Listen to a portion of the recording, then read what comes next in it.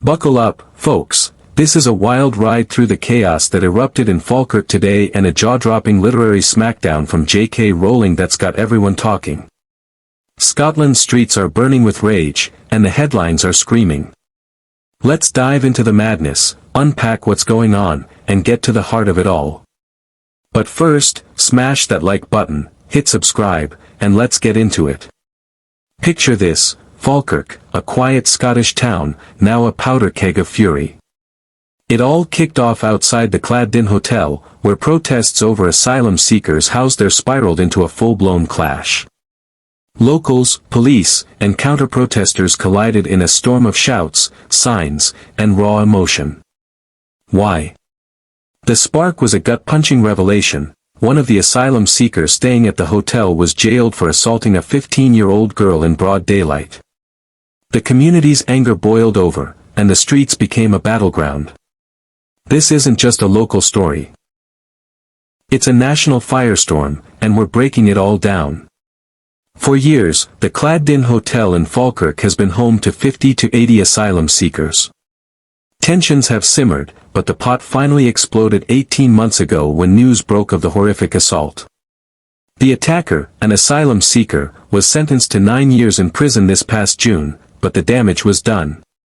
The community's trust shattered, and locals are fed up.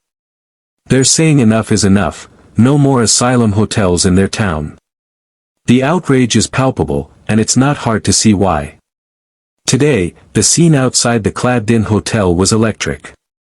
On one side of the road, you had the counter-protesters, groups like Stand Up to Racism and Unison, showing up early, an hour before the main protest, to stake their claim. They came in numbers, chanting and waving banners, ready to defend the asylum seekers. Across the street, the protesters opposing the hotel started gathering, their numbers swelling as the minutes ticked by. The air crackled with tension as both sides faced off, shouting, jeering, and trying to drown each other out. I was there, weaving through the crowd, trying to get a sense of the raw emotion fueling this showdown.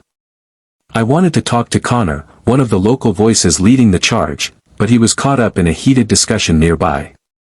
Instead, I spotted members of a group called Save Our Future, Our Kids' Future, a Facebook community that's gained traction rallying against the hotel. They're not just angry, they're organized, vocal, and determined to make their voices heard. A couple hundred counter-protesters stood their ground across the road, but the anti-hotel protesters were still trickling in, ready to escalate things. So, how did we get here? Let's zoom out. Scotland's political landscape is a beast of its own. The SNP, in power for nearly 2 decades, has pushed a pro-refugee, left-leaning agenda. They've championed asylum policies, but cracks are showing. Reports of rising crime, including cases of sexual abuse linked to asylum seekers, have locals across Scotland on edge, not just in Falkirk. People are fed up, and they're pointing fingers at the UK government, too, saying the real issue lies with those calling the shots in Westminster. Both sides in Falkirk were screaming at each other, but maybe they should be aiming their fury higher up. Now, let's pivot to another bombshell shaking Scotland, J.K. Rowling's explosive takedown of former First Minister Nicola Sturgeon. The Harry Potter author didn't hold back, unleashing a profanity-laced, no-holds-barred critique of Sturgeon's newly released autobiography, Frankly, on her website last night. The timing? Razor sharp. Sturgeon's memoir dropped at the Edinburgh International Book Festival, where she shared the stage with broadcaster Kirsty Walk.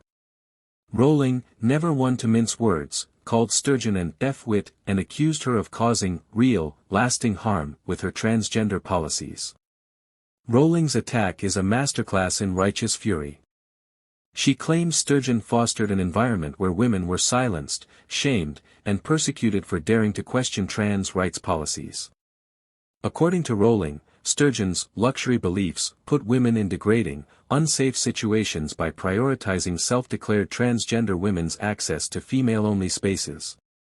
Rowling didn't stop there, she compared Sturgeon to Donald Trump, slamming her for a shameless denial of reality and hard facts when it comes to transgender issues. Ouch. The author pointed to a Supreme Court ruling that shot down the Scottish government's interpretation of equality laws, arguing it stripped women of single-sex protections and their legal status as a protected group. Rowling says Sturgeon shows zero remorse, doubling down on self-identification policies despite what Rowling calls clear evidence of predatory men exploiting them. She brought up the case of Isla Bryson, a convicted double rapist whose gender identity sparked a firestorm.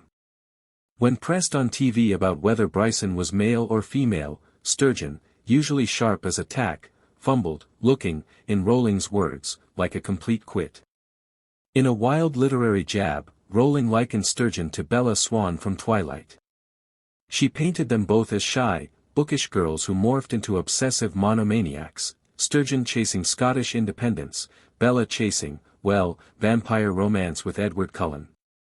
Rowling quipped that only one of them achieved their goal, and it wasn't Sturgeon. Savage. But Rowling's critique wasn't just about gender. She tore into Sturgeon's memoir for what it didn't say. Scotland's grim record as Europe's leader in drug-related deaths. Barely a mention, despite Rowling's personal connection, her husband ran a methadone clinic. Missing WhatsApp messages from the pandemic. Crickets.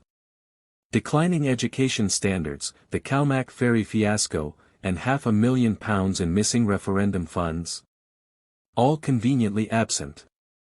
Rowling also challenged Sturgeon's rosy take on the 2014 independence campaign, calling it far from the pleasant memory Sturgeon painted. This feud isn't new. Sturgeon addressed it on BBC Breakfast, referencing Rowling's infamous T-shirt calling her the destroyer of women's rights. Sturgeon fired back, saying the abuse she's faced on trans issues outweighs anything else in her career. She argued there are two sides to every story, accusing the anti-trans rights lobby of fixating on her. But Rowling's not having it, clearly spending more time thinking about Sturgeon than Sturgeon claims to think about her. So, what's the bigger picture? Falkirk Streets and Rowling's words are symptoms of a Scotland at odds, divided over immigration, identity, and leadership. The Cladden Hotel protests show a community pushed to its breaking point, while Rowling's attack exposes deep rifts in how Scotland's leaders handle tough issues. Both stories are about trust in institutions, in policies, in those who claim to represent the people. What do you make of all this? Is Falkirk a one-off, or a sign of bigger storms brewing across Scotland? And what about Rowling's blistering critique? Does she have a point, or is she fanning the flames? Drop your thoughts in the comments below. I want to hear what you think about this chaos, from the streets to the pages. If you're as fired up as I am, smash that like button, subscribe for more raw, unfiltered takes on what's shaking the UK, and let's keep the conversation going. Thanks for tuning in, stay sharp, and I'll catch you next time. Peace out.